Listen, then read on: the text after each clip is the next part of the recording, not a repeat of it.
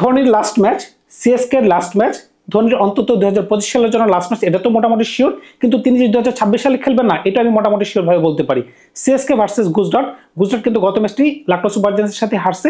এখন কিন্তু গুজরাট যদি আজকের ম্যাচটি সিএসকে এর সাথে হেরে যায়, তখন কিন্তু টেবিলের 1 নম্বর পজিশন থেকে তারা কিন্তু 3 নম্বরে নেমে আসতে পারে যদি পাঞ্জাব পরে ম্যাচটি জয়লাভ করে। সুতরাং বুঝতেই পারতেছেন গুজরাট কিন্তু কোনোভাবেই চাইবে না যেন তারা 1 থেকে 3-এ নেমে আসে। আর অন্যদিকে পুরো সিএসকে টিম অন্তত মহেন্দ্র সিং ধোনির জন্য খেলার চেষ্টা করবে যেন চেন্নাই জয়লাভ করতে পারে। সুতরাং বুঝতেই পারতেছেন গুজরাটও ছাড়ার চেষ্টা করবে না, চেন্নাইও ছাড়ার চেষ্টা করবে না। কে হবে আজকের ম্যাচের উইনার আপনারা কিন্তু অবশ্যই কমেন্টস করে জানাবেন। এখন ধোনিকে আগামী বছর খেলবে কিনা সেটাও কিন্তু আপনারা কমেন্টস করে জানাবেন। আমি বলতেছি তিনি আর খেলবেন না। এই বছরের পারফরমেন্স যদি আপনারা একটু তুলে ধরেন, তাহলে আপনারা বুঝতে পারবেন ধোনি কোন লেভেলের খেলা খেলেছেন। ধোনি যদি এবার কোনো কারণে সিএসকে কে প্লেঅফসে নিয়ে যেতে পারতেন, তখন কিন্তু একটা আশা ছিল যে তিনি পরের বছরও তাকে দেখার একটা সুযোগ মিলত। যেহেতু এবছর তাদের খুব বাজে পারফরমেন্স, সুতরাং আশাই করা যায় তিনি অবসরে ঘোষণা দিয়ে দিবেন। তো চলুন যাই আজকের মূল বিস্তারিত ভিডিওতে চেন্নাই ভার্সেস গুজরাটের খেলাটিতে কি হতে পারে আজকের খেলায়, তার ফলাফল এবং প্রেডিকশন নিয়ে একটু আলোচনা করে আসি।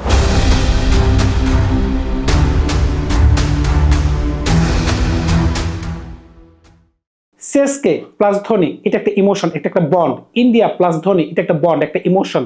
সুতরাং বুঝতেই পারতেছেন এই প্লেয়ারটিকে যখন তারা ছেড়ে দিবে বা তিনি যখন নেক্সট সিজনে খেলবেন না, এটার অভাব কিন্তু পুরো আইপিএল কে প্রভাবিত করবে। আপনারা যদি খেয়াল করে থাকেন, একমাত্র মহেন্দ্র সিং ধোনিকে আইপিএল টিমে খেলানোর জন্য কিন্তু তারা একটা নিয়ম পাল্টাই ফেলছে পুরো আইপিএল গভর্নিং বডি। বুঝতেই পারতেছেন তার গুরুত্বটা কতটুকু, যে একটা প্লেয়ার যদি 5 বছর ইন্টারন্যাশনাল ক্রিকেট না খেলে, তখন কিন্তু ওই প্লেয়ারটাকে আনকেট প্লেয়ার হিসেবে ঘোষণা করা হয়েছে। একমাত্র প্লেয়ার হিসেবে তিনি এই ক্যাটাগরিতে 4 কোটি রুপিতে কিন্তু সিএসকে তাকে রিটার্ন করেছিল। বুঝতেই পারতেছেন এটা কিন্তু মহেন্দ্র সিং ধোনির জন্য করা হয়েছিল। যখন রিটার্ন করার কথা চলে আসলো, আপনারা যদি রিটার্ন করা প্লেয়ারগুলো একটু দেখেন, রবীন্দ্র জাদেজা 18 কোটি রুপি, ক্যাপ্টেন ঋতুরাজ গায়কোয়াড় 18 কোটি রুপি, পাত্রানা 13 কোটি রুপি, মহেন্দ্র সিং ধোনি 4 কোটি রুপি, আরেকটা প্লেয়ার 12 কোটি রুপি। তারপরে হচ্ছে এইবার যাকে কিনলো নিলাম থেকে নূর আহমেদ, তাকে 10 কোটি রুপি দিয়ে কেনা হয়েছে। মোটামুটি 75 কোটি রুপি কিন্তু এখানেই চলে গেছে। তারা যদি এই টাকাটা এখানে ব্যয় না করে পাঞ্জাবের মতো বোল্ড সিদ্ধান্ত নিত, 2-3 জন আনকে প্লেয়ারকে যদি তারা রিটার্ন করে নিত বা কোনোভাবে তারা সাইন ইন করে নিত, তারপর যে তারা অকশন টেবিলে যেত, তাহলে তারা ভালো টিম করতে পারতো। আপনি দেখেন সিএসকে টিমে কোনো পাওয়ার হিটারই নাই। যে সকল প্লেয়ার তারা অকশন টেবিল থেকে কিনছে, যেমন ফরেন ক্যাটাগরি প্লেয়ার ডেভিড কর্নওয়ে বলেন, রচিন রবীন্দ্র বলেন, স্যাম কারণ বলেন, তারা কেউ কিন্তু 4-6 মারার মতো ওই ধরনের প্লেয়ার না। আপনি দেখেন তারপরে বিজয় শঙ্কর, দীপক হুডা, তারপরে রাহুল ত্রিপাঠী, এই ধরনের প্লেয়ার যারা দলে অন্তর্ভুক্ত ছিলেন এখনো আছেন, তারা কিন্তু ওই ধরনের মাপের কোনো প্লেয়ার না যে আপনাকে একটা আইপিএল ট্রফি এনে দিবে। সুতরাং বুঝতেই পারতেছেন আইপিএলে এইবার কিন্তু তারা চালে ভুল করে ফেলছে। অন্যদিকে আপনি যদি গুজরাট দলে দেখেন, গুজরাট দল কেন এত সাকসেসফুল, একটাই কারণ ধারাবাহিকতা আর হচ্ছে কোচের সাথে প্লেয়ারদের অত্যাধিক সুন্দর বন্ড।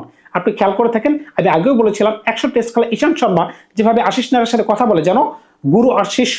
সুতরাং বুঝতেই পারতেছেন এই দলের মাঝখানে যেই প্লেয়ারই আসতেছে খুব ভালো খেলতেছে। আপনি দেখেন হার্দিক পান্ডের উদাহরণ দিলাম, হার্দিক পান্ডে একটা সাধারণ প্লেয়ার থেকে কিন্তু ইন্ডিয়া জাতীয় দলের ক্যাপ্টেন হয়ে গিয়েছিলেন।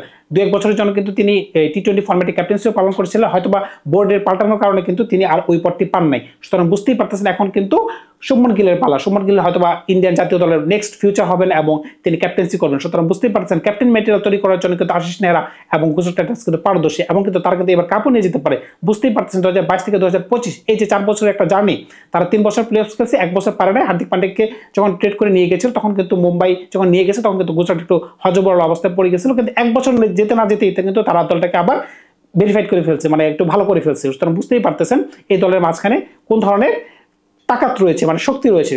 তো এখন যদি আরেকটা জিনিস যদি আপনারা খেয়াল করে থাকেন, গুজরাট দল কিন্তু ওই ধরনের বড় নাম নাই, বিশেষ করে শুভমন গিল, সাই সুদর্শন, জস বাটলার, নিচে রাবাডা আর হচ্ছে রাশিদ খান যদি এই বছরের পারফরমেন্স খেয়াল করেন নেহাত খারাপ। গত ম্যাচে যদি আপনি খেয়াল করে থাকেন 2 ওভার তিনি সম্ভবত 36 রান বা 38 রান দিয়েছেন। সুতরাং বুঝতেই পারতেছেন তারপরেও এটা কোনো চিন্তার বিষয় না, কারণ একটা বলার একটা বাজে দিন যাইতেই পারে।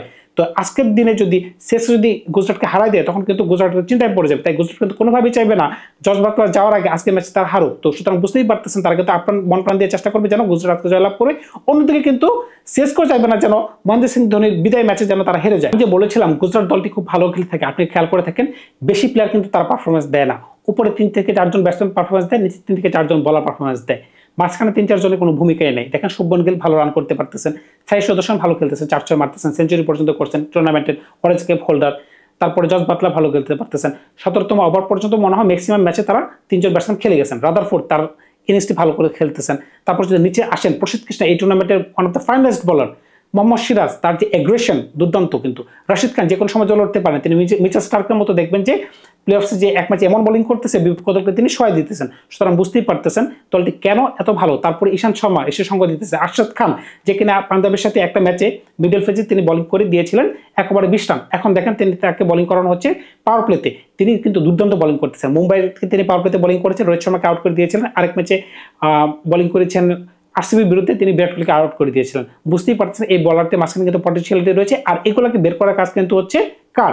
আশিস নেহরা। সুতরাং বুঝতেই পারছেন এই কারণে কিন্তু এই দলটি কিন্তু এত টপে বিরাজমান করছে। 2025 সালের আইপিএল থেকে সিএসকে আসলে কি নিয়ে গেছে ভাই? 3-4টা প্লেয়ার তারা পাইছে ইয়াংস্টার, যেগুলো ভবিষ্যতের জন্য রত্ন, যেমন আয়ুষ মাত্রে রয়েছেন, শেখ রশিদ রয়েছেন, উর্বিল পাটেল রয়েছেন, সাউথ আফ্রিকান বেবি এবি যাকে বলা হয়, ডেল ব্রেভিস রয়েছেন।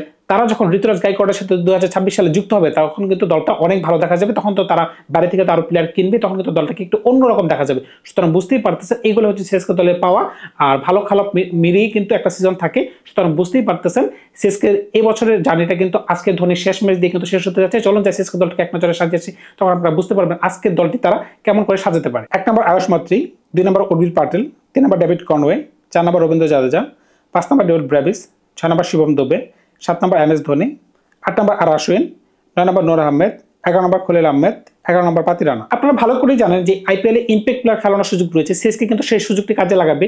প্রত্যেকটা দলই লাগায়, যেমন দীপক হোড়া খেলতে পারে, রাহুল ত্রিপাঠী খেলতে পারে, বলার যদি খেলেন নাগাগুটি খেলতে পারেন, জিমি ওভারটনকে খেলাইতে পারেন as a front category batsman, সুতরাং অলরাউন্ডার। সুতরাং বুঝতেই পারছেন অপশন কিন্তু তাদের কাছে রয়েছে। এখন কিন্তু দলটা কিন্তু নেহাত খারাপ না, যদি ধারাবাহিকভাবে তারা পারফরমেন্স দিতে পারতো তখন কিন্তু তারা একটু ভালো খেলতে পারতো। এখন দেখেন দলগুলো যেভাবে ইন্টেন্টের সাথে খেলতেছে, নতুন যে প্লেয়ারগুলো আয়ুষ মাত্রে বলে, ডেভিড ব্রেভিস বলে, যেভাবে চারটা মারার চেষ্টা করতেছেন, প্রথম দিকে যদি তারা ওইভাবে খেলতো তখন কিন্তু দলটা অন্যরকম দেখা যেত। এমনকি স্যাম কার্ন 3 নম্বরে যেভাবে খেলতেছে, কিংবা রবীন্দ্র জাদেজা 4 নম্বরে এসে যেভাবে খেলতেছে, এই খেলাগুলো যদি তারা টেবিলের প্রথম দিকে খেলতো তখন কিন্তু দলটা অন্যরকম দেখা যেত। এখন চলুন যাই গুজরাট দলকে একবার সাজিয়েছে, তখন আপনারা বুঝতে পারবেন গুজরাটের শক্তিশালী দলটা কিরকম দেখা যায়। 1 নম্বর শুভমন গিল, 2 নম্বর সাই সুদর্শন, 3 নম্বর জস বাটলার, 4 নম্বর শারফুল রাদারফোর্ড, 5 নম্বর শাহরুখ খান, 6 নম্বর রাহুল টিয়াটিয়া, 7 নম্বর রাশিদ খান, 8 নম্বর সাই কিশোর, 9 নম্বর রাবাডা, 10 নম্বর মোহাম্মদ সিরাজ, 11 নম্বর প্রসিদ্ধ কৃষ্ণা। গুজরাটও কিন্তু এখানে ইম্প্যাক্ট প্লেয়ার খেলাতে পারে। এখানে কিন্তু আপনি অনুজ রাউতকে ব্যাটসম্যান হিসেবে খেলাতে পারতেছেন। যদি বলারের প্রয়োজন হয়, আরশাদ খান বামহাতে বলার দুর্দান্ত বোলিং করতেছে। আবার যদি আরো অভিজ্ঞ বলারের প্রয়োজন হয় তাহলে ঈশান শর্মাকে আপনি খেলাতে পারতেছেন। ওয়াশিংটন সুন্দর যেখানে ব্যাটও করতে পারে, যেখানে বলও করতে পারে। সুতরাং বুঝতে পারতেছেন প্লেন্টি অফ অপশন কিন্তু তাদের কাছে বিরাজমান রয়েছে। এখন এই দুই দলের খেলা আছে, কে জয় হবে? ধোনির last match, CSK last match, ধোনির অন্তত 2025 সালের জন্য লাস্ট ম্যাচ, এটা তো মোটামুটি শিওর। কিন্তু তিনি যে 2026 সালে খেলবেন না, এটা আমি মোটামুটি শিওর ভাবে বলতে পারি। সিএসকে ভার্সেস গুজরাট, গুজরাট কিন্তু গত ম্যাচটি লখনৌ সুপার জায়ান্টসের সাথে হারছে। এখন কিন্তু গুজরাট যদি আজকের ম্যাচটি সিএসকের সাথে হেরে যায় তখন কিন্তু টেবিলের 1 নম্বর পজিশন থেকে তারা কিন্তু 3 নম্বরে নেমে আসতে পারে যদি পাঞ্জাব পরে ম্যাচটি জয়লাভ করে। সুতরাং বুঝতেই পারতেছেন গুজরাট কিন্তু কোনোভাবেই চাইবে না যেন তারা 1 থেকে 3-এ নেমে আসে। আমার কাছে মনে হচ্ছে যে গুজরাট কোনোভাবে চেন্নাইকে ছাড় দিবে না, চেন্নাইও কিন্তু তাকে ছাড় দিবে না। সুতরাং বুঝতেই পারছেন খেলা জমজমাট হবে। তারপর আমি বলতেছি যে গুজরাট কাগজে কলমে বেশি শক্তিশালী। আমার কাছে মনে হচ্ছে যে গুজরাট এই খেলা জয়লাভ করবে এবং সিএসকে কে হার নিয়ে এই টুর্নামেন্ট থেকে বিদায় নিতে হচ্ছে। ধন্যবাদ সবাইকে, ভালো থাকবেন আপনারা। আজকে আমি গুজরাটের সাথে যাচ্ছি, আপনারা কার সাথে যাচ্ছেন এটা একটু কমেন্টস করে জানাবেন।